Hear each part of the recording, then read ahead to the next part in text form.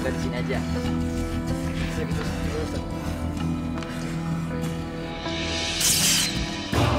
Gak mau tadi, mau tadi.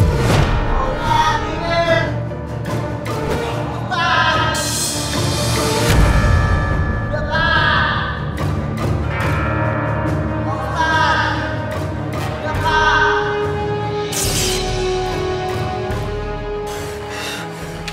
Angga tenang aja, banyakin istighfar. Pak, gak apa-apa. Dingin, Pak. Bang, Kenapa gak? ini kenapa begini, Bang? Ini mau begini prosesnya gak? Masalahnya kan panjang nih ceritanya. Lu juga habis pakai mungkin juga karena pengaruh efek-efek lu make juga gak? Tapi harusnya bilang, Bang. Iya udah cukup ya udah. Ayo naik ya, cukup udah. Ayo naik ya. Ayo udah enakan badan lo kan? Udah seger kan? Udah nggak lemes lagi kan?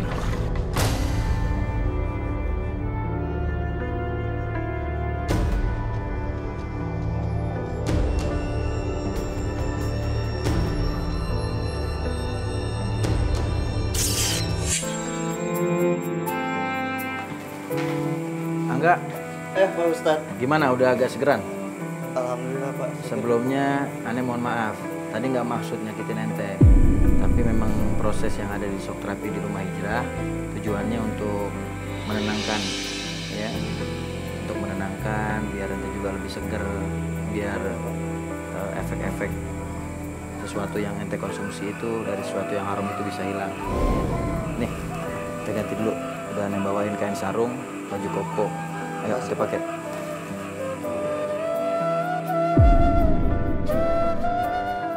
Bismillahirrahmanirrahim, jangan lupa.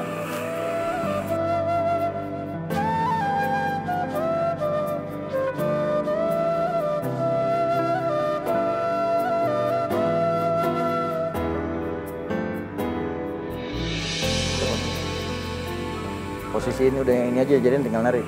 Nah, Rasulullah SAW jelasin di dalam hadisnya, la'anallah al-mutasyabihina minar rijal bin nisa wal mutasyabihati minan nisa birijal. Sesungguhnya Allah Subhanahu wa taala melaknat laki-laki yang menyerupai perempuan, perempuan yang menyerupai laki-laki. Teh kelas ridho aneh ambil. Gitu, Pak Ustadz. Alhamdulillah. Saya tinggal dulu ya. Ya.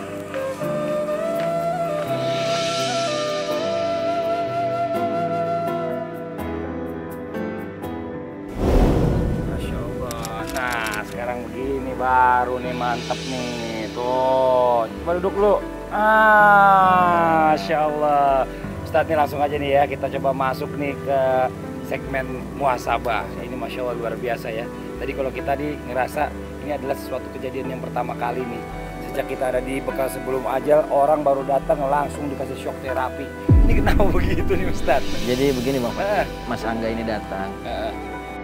Kita sama-sama tahu dia dalam keadaan masih ada efek dari obat-obatan yang dia konsumsi, obat terlarang yang dia konsumsi, sehingga dia jadi tidak sadarkan diri.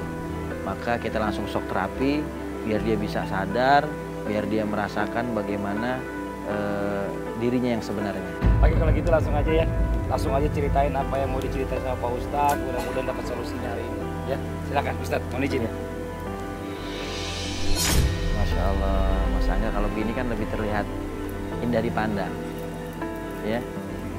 Mudah-mudahan Mas Angga bisa ikutin semua metode yang ada di rumah hijrah dengan keikhlasan hati, dengan tujuan niat yang tulus untuk berubah menjadi hamba yang lebih baik, yang dicintai oleh Allah Subhanahu wa taala, menjadi kebanggaan Rasulullah.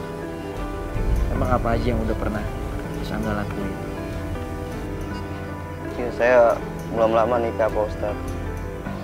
Sekarang saya punya anak 3 bulan. Terus terang istri saya sekarang lagi pergi ke rumah ibunya, kabur Pak Ustadz. Tinggalin saya. Ya, saya nggak tahu ya Pak Ustadz namanya rumah tangga. Saya udah ngelakuin apa aja Pak Ustadz demi anak istri saya. Nyari uang buat mereka, buat makan mereka saya. Tapi ya keadaan sekarang tahu sendiri Pak Ustadz, nyari duit nggak segampang itu Pak Ustadz. Makanya saya obat-obatan terlarang terlarang Pak Ustadz.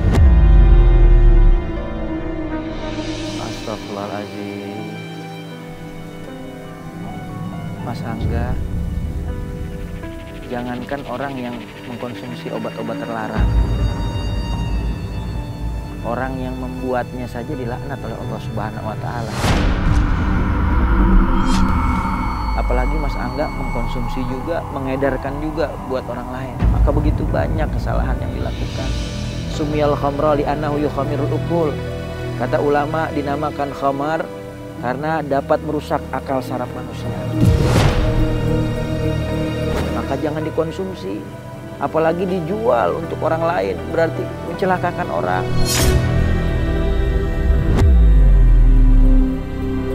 Dulu pernah ada satu orang yang ketika dia dihadapkan kepada 3 pilihan untuk melakukan perbuatan dosa, ada pilihan pertama, dia minum minuman keras atau dia mengkonsumsi obat. Yang kedua, dia membunuh. Yang ketiga, dia berzina. Maka dia ambil pilihan yang paling ringan menurut dia, yaitu mengkonsumsi khamar ataupun sesuatu yang memabukkan. Akhirnya ketika dia tidak sadarkan diri, dia dikuasai oleh nafsu syahwatnya, dibisiki oleh syaitan. Akhirnya dia berzina dengan wanita.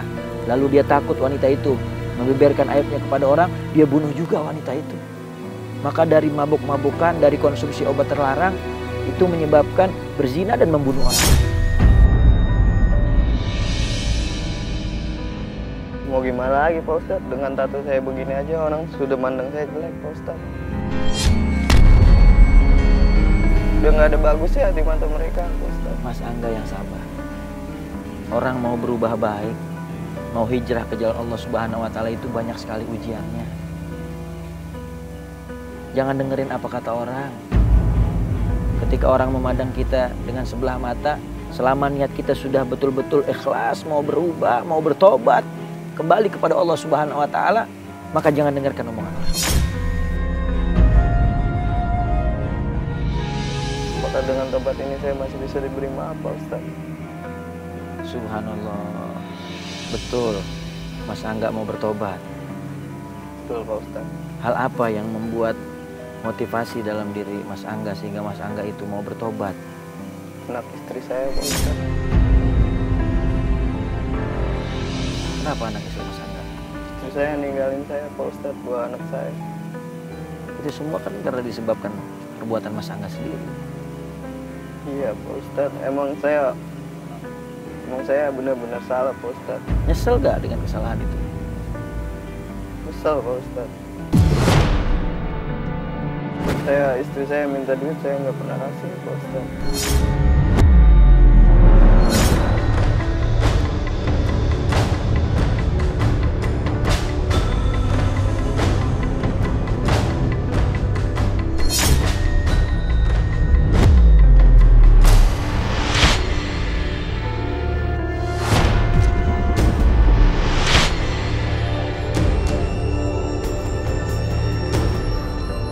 Kenapa? Karena Mas Angga gak ada uang?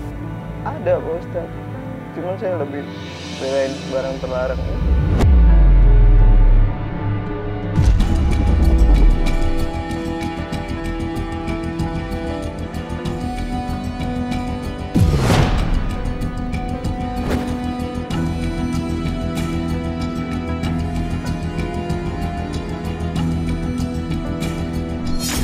Astagfirullahaladzim. Anak dan istri itu titipan dari Allah Subhanahu wa Ta'ala. Jaga amanah yang Allah titipkan kepada Mas Angga. Dari setiap rezeki yang Mas Angga dapatkan, itu ada hak mereka. Mereka berhak untuk menerimanya. Bukan Mas Angga malah membelanjakannya untuk hal-hal yang diharamkan oleh Allah. Dengan saya bertobat, anak istri saya mau balik lagi ke saya Pak Ustaz. Insya Allah. Yakin kepada Allah Subhanahu wa Ta'ala. Kalau kita mau bertobat kembali kepada Allah Subhanahu wa Ta'ala, maka Allah akan berikan kita kemudahan dalam kesulitan kita. Pak Allah masih mau terima saya Pak Ustaz. Pasti. Selama taubatnya Mas Angga taubatan nasuha, mau kembali kepada Allah dengan sebenar-benarnya. Karena syaratnya taubatan nasuha ada 4 Mas Angga. Yang pertama adalah anada menyesali perbuatan dosa yang pernah kita lakukan.